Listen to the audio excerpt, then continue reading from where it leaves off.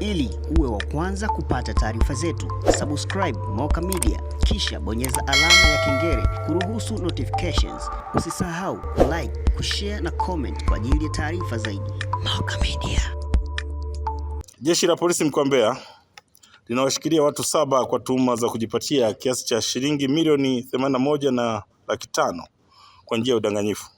Watuhumiwa hao walikamatwa Mei 14 katika maeneo mbalimbali ya jiji la Mbeya, ambapo walikuwa wakijipatia fedha hiyo kutoka kwa vijana mbalimbali waliotoka maeneo mbalimbali katika mkoa wa Mbeya na maeneo ya mikoa mingine, wakitumia ujanja wa kujipatia fedha au kuwarubuni kwamba watawapatia ajira kwenye kampuni ijulikanayo kwa jina la QNet na Global Alliance.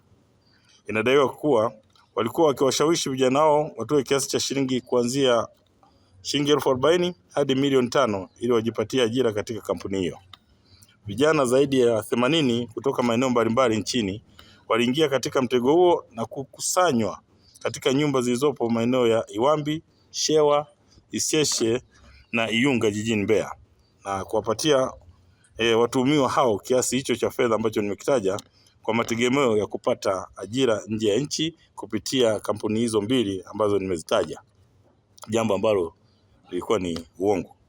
Kwa hiyo watuhumiwa waliokamatwa ni William Hamisi, huyu ni mkazi wa Mwambene; Tyson Rubida, huyu ni mkazi wa Shewa; Onesmo Hide Bones, mkazi wa Isyesye; Charles Masanja, mkazi wa Iwambi; Chemka Mwanyanga, mkazi wa Iwambi; na Gracia Ephraim, mkazi wa Isyesye jijini Mbeya, pamoja na mtu mwingine ambaye amejulikana kwa jina Ezekiel Mgogo, mkazi wa Igunga mkoani Tabora. Polisi mkoa wa Mbeya inatoa wito kwa watu wenye tamaa za kujipatia fedha kwa njia isiyo halali kuacha mara moja, na badala yake wafanye kazi halali ili kujipatia kipato badala ya kuwarubuni wananchi au vijana ambao hawana ajira.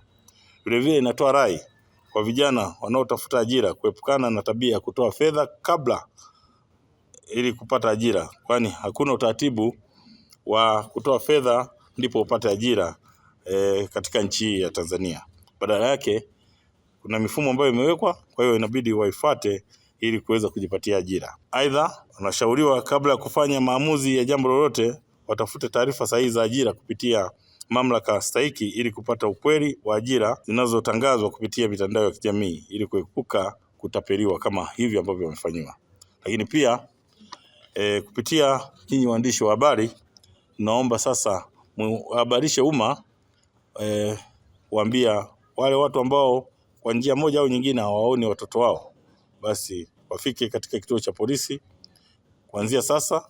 Lakini pia taratibu zinafanyika ili hawa vijana waweze kurejeshwa majumbani kwao walikotoka, badala ya kukaa kwenye majumba na kujirundika.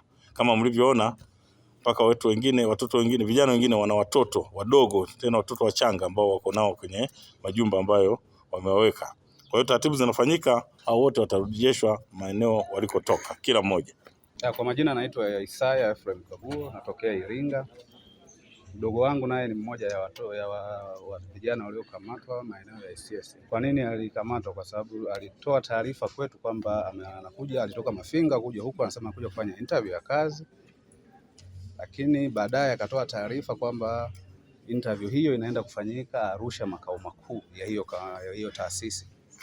Kwa hiyo akasema kwamba anahitaji kupewa kiasi cha shilingi milioni 4 kwa ajili ya laptop ya kufanyia kazi, lakini pia kwa ajili ya kutengeneza passport na nyingine kwa ajili ya kusoma course ili afanye hiyo kazi. Tukajiuliza maswali mengi kwamba kwa nini utoe fedha ili upate kazi? Milioni 4 ni hela nyingi, kwa nini njoo nyumbani tukupe ili ufanye biashara? Kama tunayo, njoo nyumbani tukupe ufanye biashara. Akasema hata hii ni biashara, kwa hiyo mimi siwezi kurudi huko, tafuteni hiyo milioni 4 mimi niweze kufanikiwa jambo langu. Tukasema haiwezi kutokea, lakini baadaye akasema kuna kipande cha ardhi tuuze maeneo ili tumpe hiyo milioni 4. Sisi tulipatwa na mashaka, tukaanza kufuatilia kwamba huyu mtu kweli yuko Arusha. Baadaye tukagundua huyu mtu hayuko Arusha. Ndio baadaye kwa msaada wa jeshi la polisi mimi nikasafiri kutoka Mafinga kuja huku kwa ajili ya kufuatilia jambo hilo. Mwisho wa siku ndio amekamatwa akiwa hapa Mbeya. Ili uwe wa kwanza kupata taarifa zetu, subscribe Moka Media, kisha bonyeza alama ya kengele kuruhusu notifications. Usisahau like, kushare na comment kwa ajili ya taarifa zaidi. Moka Media.